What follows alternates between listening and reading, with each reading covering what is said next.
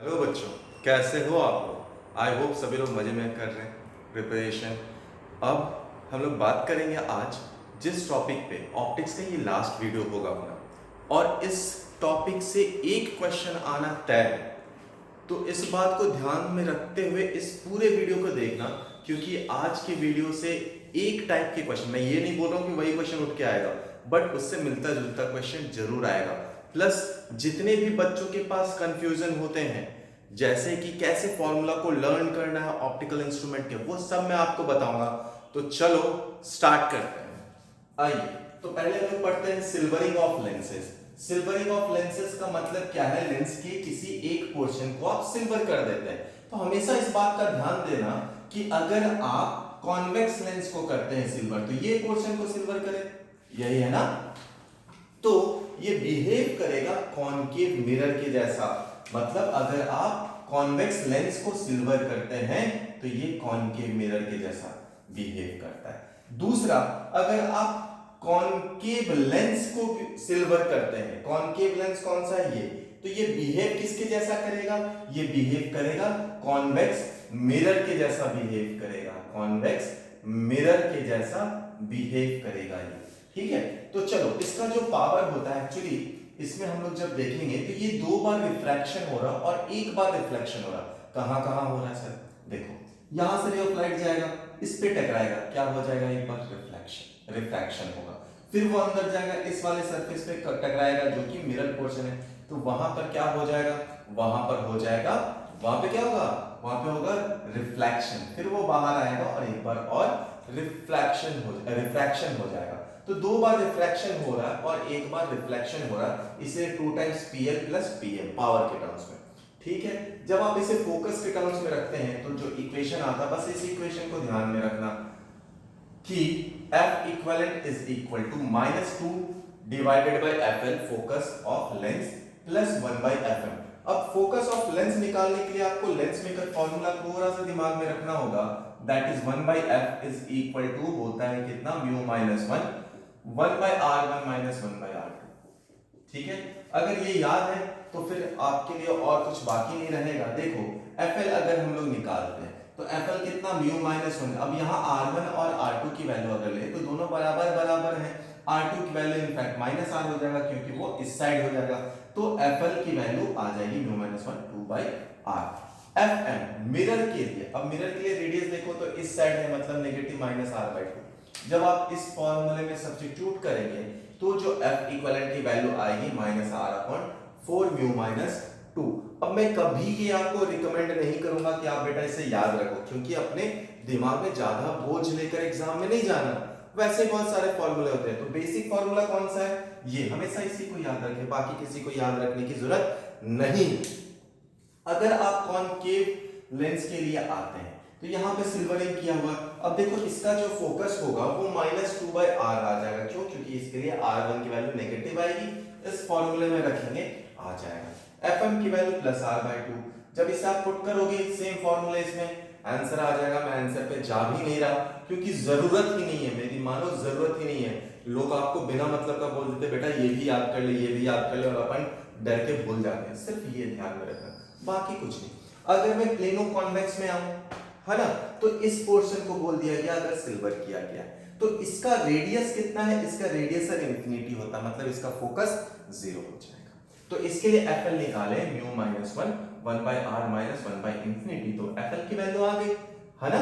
अब same FM की value तो 0 थी, FL की वैल्यू इस इक्वेशन में रख दो, क्या आ जाएगा? -2 म्यू माइनस 1 अपॉन R। यही है इसका फोकस लेंस। अब इस क्वेश्चन पे आते हैं, ध्यान से, इसी पे बेस्ड है, इसलिए मैंने बोला ना कि आप चुटकियों में क्वेश्चन को सॉल्व करेंगे, बस आपका कंसेप्ट ठीक रहना चाहिए। तो देखो इसमें क्या बोला है, plano convex lens is made, refractive index उसका दे रखा है 1.5, यानी म्यू की वैल्यू दे रखी है अपने पास 1.5। बहुत बढ़िया। अब देखो मैं चाहूं तो इस क्वेश्चन को बोलूंगा बेटा डायरेक्टली फॉर्मूला में पुट करो, नहीं मैं बोलूंगा ही नहीं। आप बस इसको बेसिक को याद रखना और इसी से सवाल बनेगा। जिसका बोल रहा है radius of curvature is 10 centimetre, तो R की वैल्यू हो गया 10 सेंटीमीटर। ठीक है, इस पार्ट में देखें, अच्छा आर की वैल्यू तो पॉजिटिव है सर, बहुत बढ़िया। It is silvered on the plane surface, इस सरफेस पे सिल्वर कर दिया गया। Find its focal length. अब देखो Fm की वैल्यू तो अपने को पता है, ये तो जीरो आएगा, इसकी तो चर्चा ही नहीं करना है। तो अपन किसके बारे में बात करें? बात करेंगे हम लोग Fl के बारे में। तो 1/Fl की वैल्यू कितनी होती है? म्यू माइनस 1 अपॉन आर, जिसकी वैल्यू 10 सेंटीमीटर है, माइनस 1/r2 जिसकी वैल्यू इंफिनिटी है। तो ये तो चला गया, यानी आप यहाँ पे रखोगे तो ये वैल्यू आ जाएगी 0.5। 1.5 माइनस 1 कितना आ जाएगा? 0.5 इंटू 0.5 इंटू 1/10, ये आ गया। अब इस वैल्यू को इस इक्वेशन में रख दो, जो बेसिक इक्वेशन था 1/f इक्विवेलेंट, कितना आ गया इसका value? Two minus of 2 times 0.5 को आप क्या लिख सकते हैं? 1/2, या यहीं पे लिख देता हूं 0.5 डिवाइडेड बाई 10, यानी f इक्विवेलेंट इसका कितना आया? f इक्विवेलेंट आया -10 centimetre, and this is your answer. Screen को पॉज करके आप कॉपी कर लें। चलिए बच्चों, अगले क्वेश्चन पे आते हैं हम लोग। अगला क्वेश्चन बोल रहा two thin convex glass surface, बहुत बड़ी, दोनों को ज्वाइन किया गया front to front and air in दोनों के बीच में, ठीक है, एंड इट इज सिल्वर्ड, इस एक पोर्शन को सिल्वर कर दिया गया। एक शार्प इमेज फॉर्म होता है, इसका मतलब क्या है कि इमेज कहां पे फॉर्म हो रहा होगा? फोकस पे हो रहा होगा। इज फॉर्म्ड एट 20 सेंटीमीटर, यानी फोकस ऑफ मिरर दे रखा है 20 centimetre, in fact -20 centimetre. When water of refractive index 4/3 is placed, यहाँ पर वाटर रख दिया जाए, ठीक है, तो पूछता है कि इस कॉम्बिनेशन में बताइए इसका फोकल लेंथ कितना होगा। तो ठीक है सर, क्या दिक्कत है? अपने को पता है सिल्वरिंग ऑफ लेंस में क्या होता है, अपने पास फॉर्मूला अभी अभी हम लोगों ने पढ़ा, Fe is equal to -2/Fl plus 1/Fm, यही होता है ना बेटा। तो देख Fm की वैल्यू तो अपने को पता है, अब Fl निकालने में कहानी खत्म। Fl निकाल लेते हैं सर, कैसे होता है? तो 1/Fl अभी हम लोगों ने पढ़ा, इसकी वैल्यू किसके बराबर होती है? Lens maker formula mu minus 1 bracket के बाहर 1/r1 माइनस 1/r2, तो वहां से जब हम लोग लिखेंगे तो ये कितना आ जाएगा value? Mu minus 1 into 2/r। Alright, r कैसे निकलेगा सर? बेटा जब fm पता है, तो r इज इक्वल टू क्या हो जाएगा? अपने को पता r is equal to 2f होता है ना, बस कहानी खत्म। r की भी वैल्यू पता है अपने को, तो इस वैल्यूज को लिख लेंगे। ये कितना है? 4/3 माइनस 1, तो ब्रैकेट में ये आ जाएगा 1/fl के ब्रैकेट में कितना आ जाएगा? 1/3 इंटू 2, ठीक है, 1/3 इंटू 2, और ये कितना आ जाएगा अपने पास? r की वैल्यू तो 40 सेंटीमीटर है, तो r की वैल्यू 40 सेंटीमीटर, यानी ये 1/60 आ जाएगा, ठीक है। अब लिख देते हैं अपने वाले फॉर्मूले में, अपना फॉर्मूला ये था, तो 1/f equivalent is equal to क्या था? -2/60 माइनस इसकी वैल्यू कितनी है? -20, तो 1/20, इसकी वैल्यू आप निकालेंगे तो -1/30 -1/20, इसका एलसीएम ले लो तो ये आ जाएगा कितना? नीचे आ जाएगा 60 और ये आ जाएगा 3 2 5 -5, तो यहां से F इक्विवेलेंट अगर आप निकालेंगे तो ये आ जाएगा -12 centimetre, and this is your answer. ठीक है, माइनस तो आना ही था, क्यों? क्योंकि हम लोग बात किए थे कि सर अगर आप कॉन्वेक्स लेंस को एक पार्ट को आप सिल्वर कर दो तो कैसा बिहेव करता है? कॉनकेव मिरर के जैसा, तो माइनस तो आना ही था। अब आप ह्यूमन आई पे और उससे रिलेटेड जो मोस्ट पॉपुलर क्वेश्चन है उस पर भी बात करेंगे। देखो ह्यूमन आई के बाकी बहुत सारे थ्योरी हैं जो अपन नहीं करेंगे, जरूरत ही नहीं है, आप पढ़ लेना, आपको ऑलरेडी आता है। मैं बस जो की पॉइंट है वही डिस्कस करने वाला। देखो इसमें दो चीजों का बहुत बराबर जिक्र किया जाता है, एक है नियर साइटेडनेस। इसका मतलब क्या? नियर की चीजें तो दिखेंगी सर, दूर की चीजें नहीं दिखेंगी। इसमें क्या प्रॉब्लम होता है? इसमें रेडियस ऑफ कर्वेचर ऑफ आई, ये जो रेडियस ऑफ कर्वेचर ऑफ आई है ये इंक्रीज कर जाता है। जैसे ये इंक्रीज करता है तो फोकस डिक्रीज कर जाता है। इसको कैसे हटाते हैं? अपन कॉनकेव लेंस लगा देते हैं। इसमें प्रॉब्लम क्या होता है? जो इमेज है वो हमेशा फोकस से पहले या रेटिना से पहले बनता है, तो इसीलिए हम अपने को ये जो पॉइंट है इसे शिफ्ट करने के लिए एक लेंस लगाना होता है, कॉनकेव लेंस। फार साइटेडनेस की बात करें, इसमें क्या होता है सर? फार साइटेडनेस में कुछ नहीं, दूर की चीजें दिखेंगी, पास की चीजें नहीं दिखेंगी। है ना। तो उसके लिए क्या होता है, रेडियस ऑफ कर्वेचर ऑफ आई क्या होता है, थोड़ा डिक्रीज हो जाता है, फोकस इंक्रीज कर जाता है। अगर फोकस इंक्रीज कर जाता है तो कौन सा लेंस अपन लगाते हैं, कॉन्वेक्स लेंस लगाते हैं। बहुत बढ़िया। अब देखो क्वेश्चन क्या पूछा कि एक पर्सन है जिसे क्लियरली दिख जाता है 1.5 मीटर पे, मतलब 1.5 मीटर उसे दिखता है बट पास का चीज नहीं दिखता, मतलब इसे कौन सा डिफेक्ट होगा, इसे तो सर फार साइटेडनेस होगा। बहुत बढ़िया, फार साइटेड मतलब कौन सा लेंस चाहिए होगा, कॉन्वेक्स लेंस चाहिए होगा सर। चलो, तो इसको फार की चीजें दिख जाती है 1.5 पे और इसे बुक रीड करना 30 सेंटीमीटर पे। तो देखो इसके लिए याद रखना, आई के दोनों साइड इमेज भी बनती है और इसी साइड अपने लिए यू भी है, यू और v दोनों नेगेटिव ही है। तो अगर अगर आप u को देखें तो u की वैल्यू कितनी है, -30, v की वैल्यू कितनी है, v की वैल्यू कितनी है, तो -150 सेंटीमीटर है। तो फोकस निकाल लेते हैं, तो 1 upon focus is equal to 1 upon v minus 1 upon u। Alright, तो इसकी वैल्यू है -1 अपॉन 150 माइनस माइनस माइनस ये हो जाएगा +30। अब इसको जरा सिंप्लीफाई कर लो, कहानी यहीं पे खत्म हो जाएगी। तो इसको सिंप्लीफाई करते हैं हम लोग, ये आ जाएगा 150 माइनस और ये आ जाएगा +5। तो F इक्विवेलेंट की वैल्यू कितनी आई, F इक्विवेलेंट की वैल्यू आई, F इक्विवेलेंट की वैल्यू आई कितनी, 4 अपॉन 150। ठीक है, and power is equal to क्या होता है, अगर यहां से आप F इक्विवेलेंट चलो निकाल लो, उसके बाद पावर पे जाएंगे तो ये आ जाएगा 150, 4 अपॉन F इक्विवेलेंट की वैल्यू कितनी आ गई, 4 अपॉन 150। ठीक है, तो पावर की वैल्यू आप यहां से निकाल सकते हैं, पावर की वैल्यू कितनी आ जाएगी, तो F इक्विवेलेंट आपको पता है और पावर कितना होता है, चलो इतना क्यों लिखना अपन, पावर इज इक्वल टू कितना होता है 1 अपॉन F इक्विवेलेंट। यानी बट देखना बच्चों ध्यान से, कई बार बच्चे भूल जाते हैं ये सेंटीमीटर में है और अपने लिए पावर को जब आप लिखेंगे तो किस में होना चाहिए, डायप्टर में। डायप्टर की यूनिट क्या होती है, मीटर होती है। तो आप जब इसे लिखेंगे तो 4 150 इंटू 100 कर देना, यानी ये आ जाएगा, अगर इसे काट दें तो ये चला जाएगा कितने से 2, ये चला गया 3, यानी आ जाएगा 8/3 यानी 2.6 समथिंग आ जाएगा, जो कि डायप्टर में इसका पावर का वैल्यू होगा। ऑलराइट, आई होप आपको ये समझ में आया होगा। पॉज करें और इसे कॉपी कर लें। चलिए बच्चों, अब हम लोग जो बात करेंगे मैं आपको बिल्कुल वो बताऊंगा जिससे आप फॉर्मूले को, इतने सारे फॉर्मूले को लर्न कैसे कर सकते हैं, और इस पे बेस्ड एक क्वेश्चन तो तय है, हर बार आता ही आता है। तो ध्यान देकर सुनना, देखना कि कैसे हम लोग को ट्रिक से आप सारे फॉर्मूले को याद कर सकते हैं, क्योंकि सारा फॉर्मूला एक जैसा है। तो चलो स्टार्ट करते हैं। सबसे पहले माइक्रोस्कोप। माइक्रोस्कोप में क्या करते हैं अपन, चीजों को, छोटी चीजों को अपन देखते हैं। तो अगर सिंपल माइक्रोस्कोप में सिर्फ एक लेंस है, आंख के पास वाला लेंस है तो उसे आईपीस बोलते हैं। मैग्निफिकेशन क्या हो जाएगा, मैग्निफिकेशन हो जाएगा d/u, u ऑब्जेक्ट का डिस्टेंस। अब u को आप क्या लिख सकते हैं, देखो इमेज भी बनेगा इस साइड, u भी इस साइड, तो u और v दोनों नेगेटिव है। तो अपना जो लेंस वाला फार्मूला होता है 1/f = 1/v - 1/u, आप उसमें v की जगह -v रखेंगे, u की जगह -u रखेंगे, तो u निकल के आ जाएगा 1/v + 1/fe। ये हो गया आपका u की जगह पुट कर दो, यानी कि magnification is equal to, formula क्या होता है, d, u की जगह रिप्लेस क्या कर दिया 1/fe + 1/v। याद हो सकता है सर, बिल्कुल याद हो सकता है। अपने को याद तो यही रखना है और दूसरा फार्मूला जो बन के आया वो ये रखना, बस दो फार्मूला। अब देखो, अगर इमेज कई बार बोल देता है नियर पॉइंट में बन रहा, तो नियर पॉइंट का मतलब क्या, v = d पुट कर दो, v = d पुट कर दो, इस इक्वेशन में जो भी आ रहा है याद मत करना। दूसरा बोलता है कि अगर v इंफिनिटी पे बनता है, इंफिनिटी पे तो 1/v की वैल्यू कितनी, 1/∞ की वैल्यू 0, मतलब ये याद करने की जरूरत नहीं है।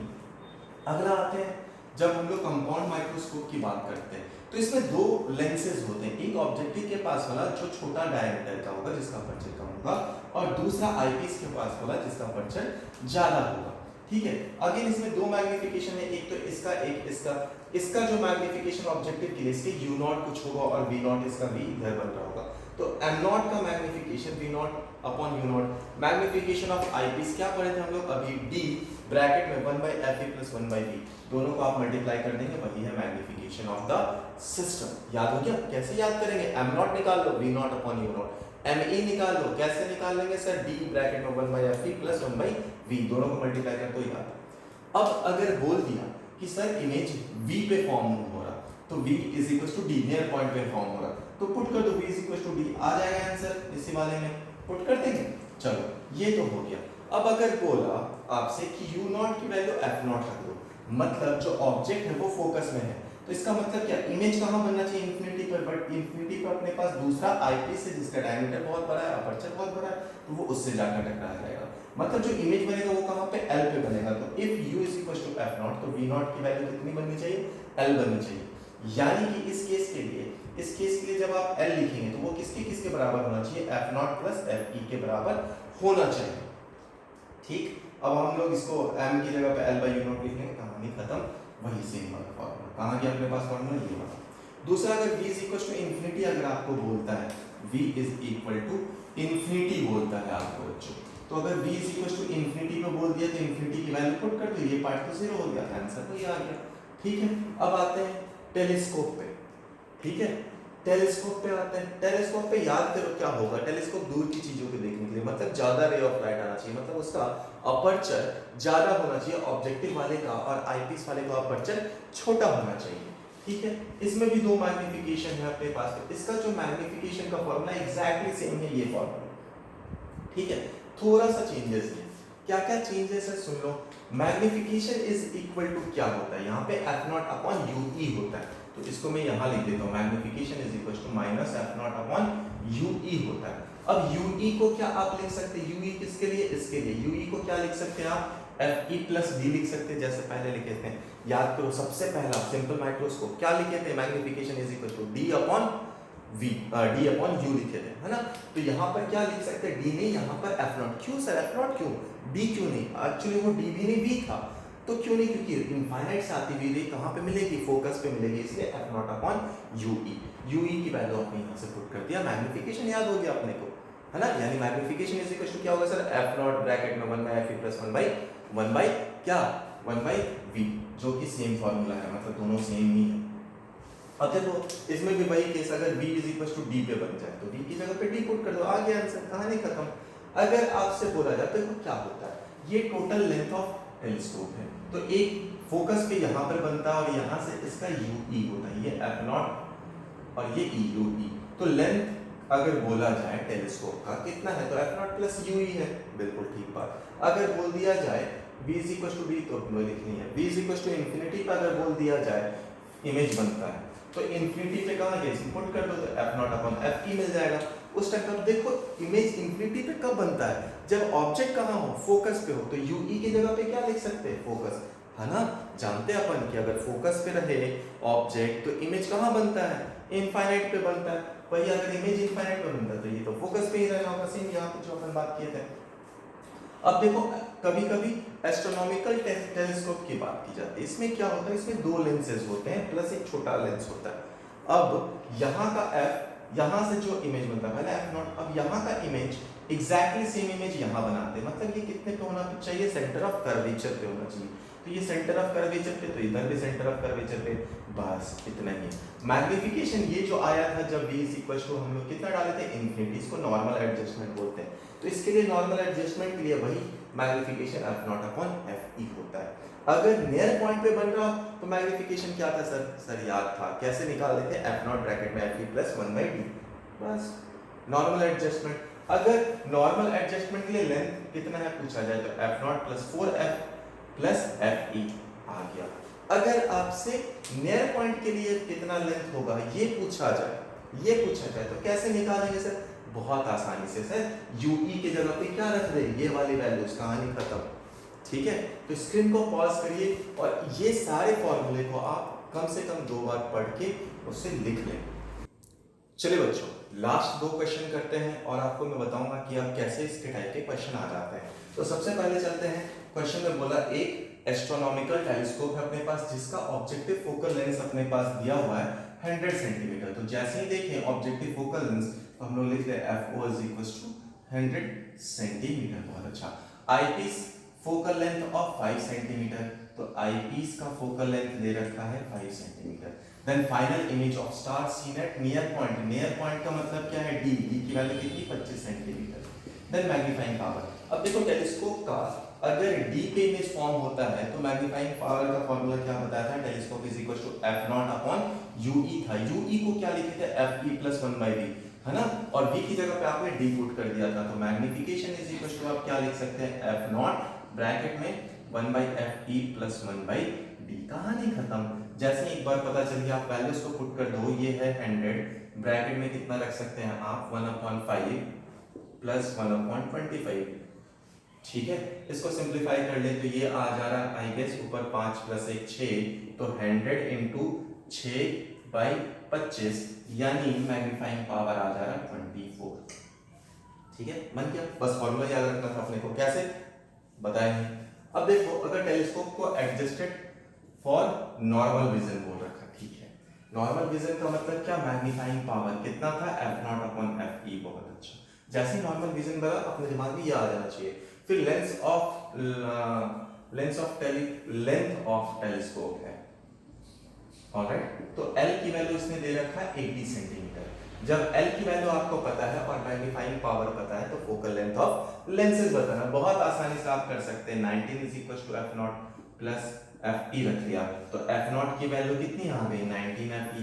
ठीक है, अब लेंस को आप क्या लिख सकते हैं, this is equal to f0 plus fe लिख सकते हैं आप। बहुत बढ़िया, इसकी वैल्यू आप 80 लिख सकते हैं। f0 की जगह क्या रख दूं 19 fe लिख दूं ना, प्लस fe, यानी fe की वैल्यू कितनी आ गई 4, यानी f0 की वैल्यू क्या आई 80 - 4 यानी 76। तो ये इसका आंसर हो गया। आप इसको पढ़ें, आपसे जितने भी अभी तक ऑप्टिक्स के मैंने दिए हैं उससे रिलेटेड क्वेश्चंस पूछने के बहुत ज़्यादा चांसेस हैं, क्योंकि वो एंटायरली आपका सिलेबस भी कवर कर देगा और आपके प्रॉब्लम को भी कवर करेगा। सो आप लोग प्लीज़ वॉच करो वीडियोस को। अगला टॉपिक जो मैं कवर करने वाला हूँ वो टेलीग्राम पे बच्चों ने बोला है कि आप सर वेव ऑप्टिक्स कवर करें, तो हम लोग वेव ऑप्टिक्स कवर करेंगे। फर्दर आप कमेंट करके मुझे बता दें या टेलीग्राम पे बता दें मेरे चैनल पे, जिसका लिंक दिया हुआ रहेगा, हम लोग वहीं से स्टार्ट करेंगे। धन्यवाद।